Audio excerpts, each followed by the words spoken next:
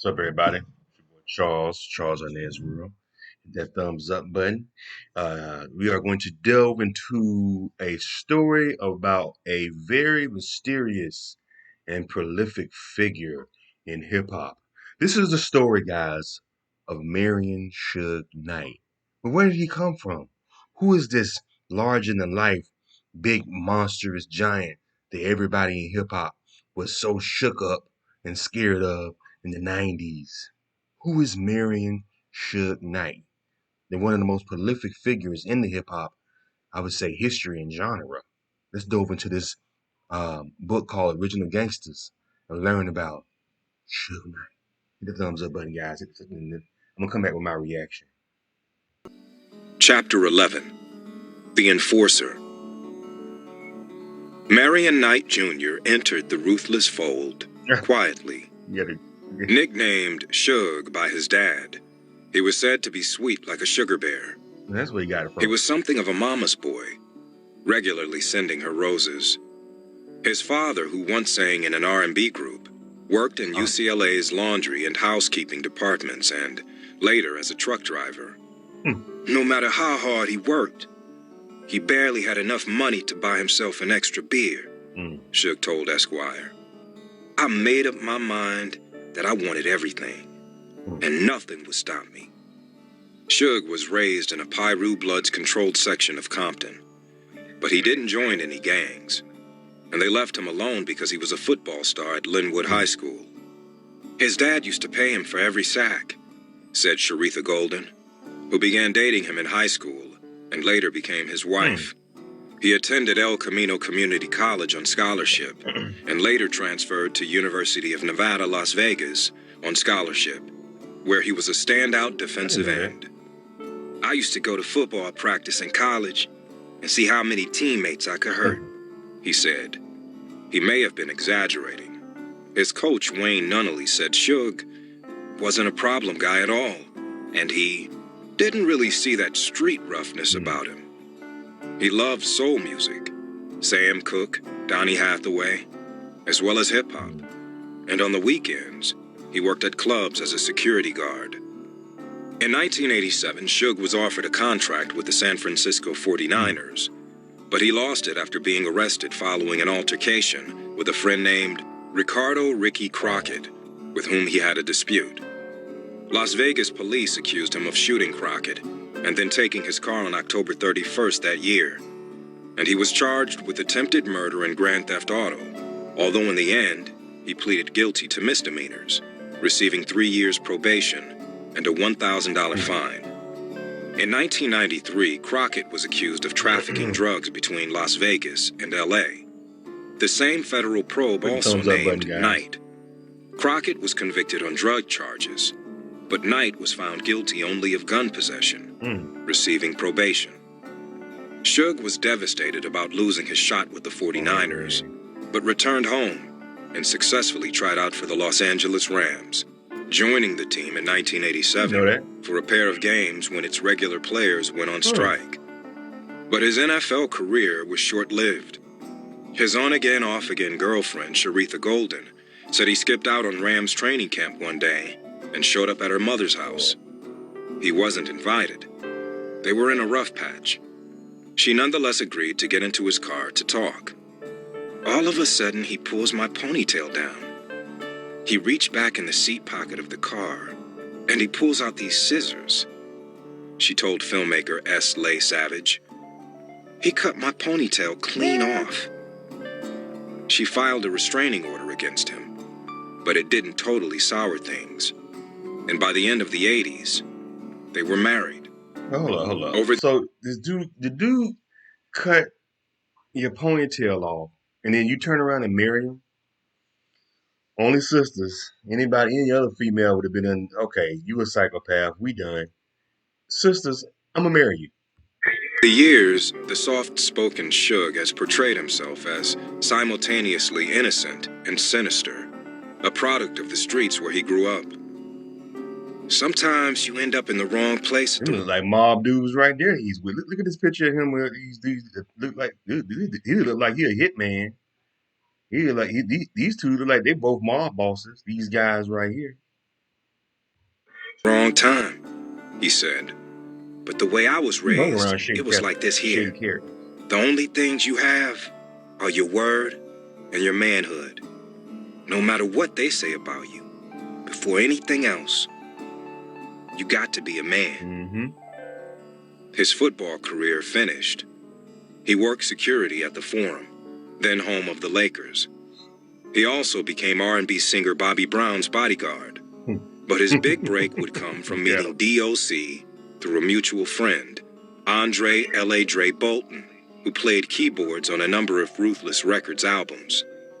L.A. Dre and Suge would help D.O.C., fresh from Dallas and not yet legal drinking age, get into clubs, D.O.C. said.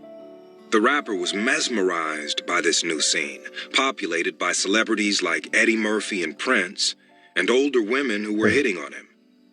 It was heaven, D.O.C. said. Jerry Heller said Suge was employed by Ruthless as a $70 per day bodyguard, but D.O.C. denied this. He insisted Suge simply latched on to him, serving as his protector more or less because he enjoyed pounding people. Suge got off on that shit. It was fun to him, D.O.C. said. If I got drunk and slapped a girl's ass and her guy got upset, Suge would beat the motherfucker up, and then we'd just leave. When I sought comment from Suge in 2015, his lawyer said he was not available, owing to his imprisonment. The pair grew especially close following D.O.C.'s crash, with Suge doting on him every day in the hospital. Whatever I needed him to do, he handled, D.O.C. said. Suge also helped him set up autograph sessions and other revenue-generating appearances. Suge mainly stayed out of the limelight, at least at first. NWA affiliate Crazy D had no idea who he was when he encountered him in April 1990 at the Celebrity Theater in Anaheim, the same night Above the Law and Ice Cube got into it. Hanging out backstage, Crazy D approached D.O.C. "What's up, nigga?" he said. He hadn't meant anything by the comment. He was simply making conversation. But Suge, 6'2" and topping out over 300 pounds, seemed to think Crazy D was talking trash. Their conversation grew heated, and Crazy D threatened to call for reinforcements. At that point, Suge knocked Crazy D through a closed door, remembered eyewitness DJ Speed. Crazy D said Suge sucker punched him as hard as he could, right in the face. "He hit me really hard," he told me, adding that his face became swollen and his eye turned black. "Some of my teeth shifted." Crazy D went home and later discussed the situation with Eazy, who recommended suing. Dre intervened, inviting Crazy D to Solar Records in Hollywood, where he was recording. Upon arriving, Crazy D was taken down a long, dark hallway into a dark office. "I thought I was being set up," he said. Suge was inside and invited him to sit down. They shook hands. "I didn't know who you were, and I just wanted to apologize to you," Suge said, according to Crazy D. "I thought you were trying to argue with D.O.C. Suge's apparent philosophy was that it was easier to ask forgiveness than permission, though certainly not everyone got an apology. Cunning and ambitious, he let his fists cash his checks, and demand grew for his skills as an enforcer. Most famously, he pursued Vanilla Ice, the white rapper who dominated pop music at the beginning of the 90s with his blow-dried do, daffy rhymes, and quite suave dance moves. Vanilla Ice's debut album, To the Extreme, sold 7 million copies, propelled by hit Ice Ice Baby, which he claimed to have written when he was 16. However, a rapper named Marion Johnson, who went by Chocolate and was signed to Suge's management company, told Suge that while working with Vanilla Ice in Texas, he helped write many of the album's songs, but hadn't received just compensation. Suge said he would handle the situation, and this is where the tale becomes tall. The oft-repeated story is that Suge shook down Vanilla Ice for his publishing by dangling him by his ankles over a hotel balcony. That never happened, according to Chocolate, Vanilla Ice, and Suge. In reality, Suge first tried negotiating in good faith, producing as evidence Chocolate's original handwritten lyrics for songs including Ice Ice Baby. A girlfriend had also apparently witnessed him scribbling them down. But Ice's record company didn't take Suge's claim seriously, telling him, "Look, we'll give you a couple of dollars if you let bygones be bygones," Suge told BET in 1996. "I wouldn't go for it." He ultimately decided to take his appeal to Vanilla Ice himself. The former defensive end and a group of large men interrupted the white rapper's meal at downtown LA steakhouse, The Palm. "They were bigger than my bodyguards," Vanilla Ice said. "They pretty much grabbed my bodyguards, pulled them out, and sat down next to me right there and started talking to me." The conversation didn't amount to much more than vague intimidations, but Suge's crew tracked them down again a few months later.